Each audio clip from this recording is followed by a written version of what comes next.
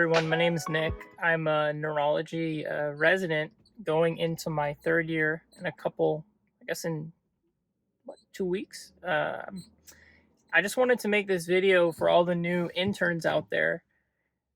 I figured I'd make a video on some of the things that I wish that I knew going into July 1st of 2021 for me, but for this upcoming July 1st for you guys. I would say one tip that I wish someone had told me was to get very familiar with up to date. I know in medical school, a lot of med students use up to date, but just be really familiar with it.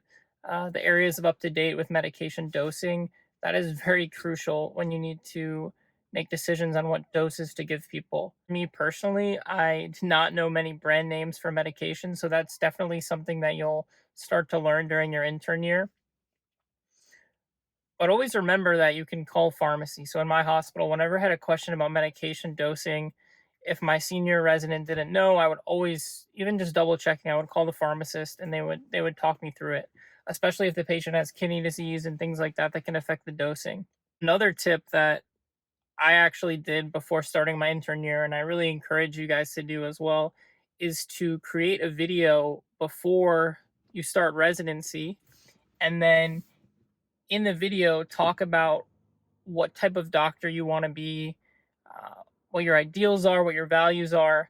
And I think it's just a really important video to have because it helps you to look back and see how you've grown and how you've changed. This could be both like a positive growth, or if residency has kind of got you down, it helps redirect you to your it helps redirect you to where you want to be and where you want to go. Always try to prioritize your sleep. There's a lot of new things going on. You may feel like you have to study all the time. You may feel like you're drowning in this whole new hospital environment. But I'd really encourage you to make sure you prioritize your sleep and your well being. It's hard to think clearly in the hospital when you're sleep deprived. So, really make sure you're trying to get those 7 to 8 hours of sleep. I know for me, I had a long commute my intern year, so that really affected my sleep. So if you're in the same boat, really try to prioritize and to schedule when you're going to sleep and when you're waking up, and and that will help you overall think clearly. Something else that I wish I knew when I started intern year was just how much of your well-being and is based on your team. So if you have a really great senior and a really great co-residence and a great attending, the rotation can kind of fly by those 2 weeks or month or however long that you're on that block. Prioritize being a good team member, and when there are differences, really, really, really try to quell them at the start and don't let it linger on. I wish someone had told me that on July 1st, it's going to be like a radical change. It's so different. For me, I was a fourth year student during COVID, so I basically missed out on a lot of rotations and they were all virtual. So I still remember the night before starting intern year, I got sign out on all these patients, and I'm not gonna lie, like I didn't feel like I knew what I was doing. And when I went in that first day and I'm having to round on these patients, it was very overwhelming. And I wish someone would have told me. I knew July 1st would be overwhelming, but I wish someone told me it's okay to feel like you have no idea what's going on, and always to just keep asking for help. Asking for help is the most important thing you can do because eventually you're not going to need help. But for those first couple weeks, everyone in the hospital knows that this is a new place for you. You don't really know the ropes, and to just ask for help. Don't be embarrassed. Just always ask. It's better to ask for help than to have something happen to a patient or have some problem and you wish you asked for help. This tip doesn't need any explanation, but find your hospital bathroom. Find that bathroom in the hospital that uh, is clean, is nice, is your preference. You'll thank me later for that one. Stay in touch with your family and friends. Don't isolate during intern year. It might feel like you need to isolate, but don't. Stay in touch with family and friends.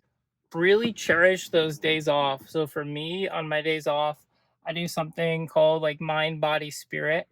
It's just a way I've learned to kind of quell my burnout and to help with overall wellness. So for mind, I usually try to do some type of studying. Maybe that might be just reading a few pages, doing some practice questions. For body, I try to work out. Usually, I try to either do like a longer run or some weightlifting, but I try on the days off maybe to do more long runs because that's harder to do during the week. And then the third thing is spirit. So for me, that's like going to church, praying, reading the Bible, really trying to give my week up to God and everything that I've learned this week. And I feel like for me, the mind, body, spirit approach has been very helpful in my intern year, especially, and even now. Become good friends with your co-residents. So if you're in an internal medicine residency, if you're in a neurology residency, just become friends with others in the residency because you will be working with these people for 3, 4 years, and to just have them as friends makes going to work so much better.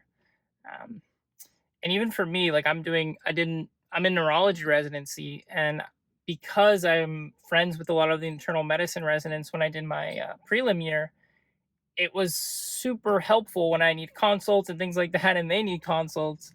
We can just call each other and talk about these patients. So buy scrubs and buy a lot of them unless you want to do laundry like every night. Try to get a Q bank and do maybe like 10 questions a day, just here and there when you have a break. For me, that was really helpful for my, uh, I did complex 3, but if you have step 3, even when you have other exams, like for me, I have the right exam for neurology.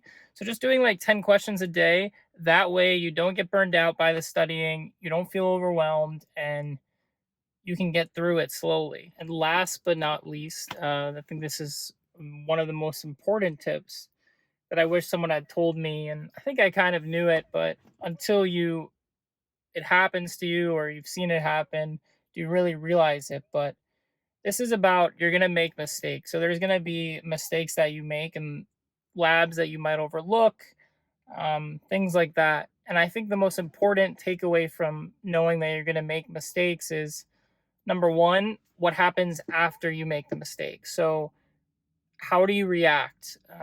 Are you able to bounce back and to look at it as a learning experience, and how does it affect you?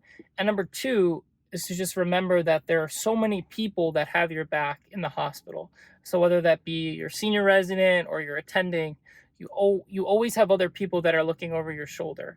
So I just want to encourage you that if you do or when you do make this a mistake, just know that you should most importantly learn from it, and that there are always other people that are behind you and trying to encourage you as you get through this process of intern year. So with that, thank you very much for watching the video. I hope you enjoyed it. I hope it helps. And I just want to wish you best of luck on July 1st, and it's going to be a great year. Just hit the like and subscribe button if you want to hear more. Hopefully I'm going to come out with more of these videos to help other residents get through this process of residency together.